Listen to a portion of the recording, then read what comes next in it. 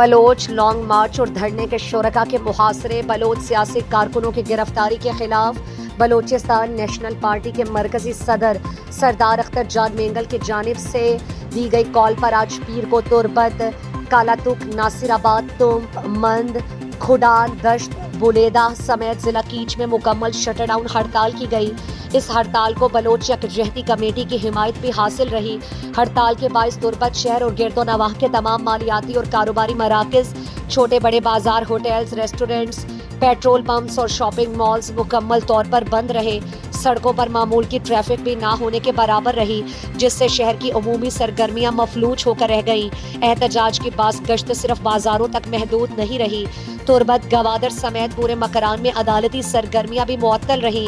وکلاء برادری نے بار ایسوسی ایشنز کی کال پر عدالتی کارروائیوں کا بائیکاٹ کیا۔ کیسز کے حوالے سے ججز کے سامنے پیش نہیں ہوئے۔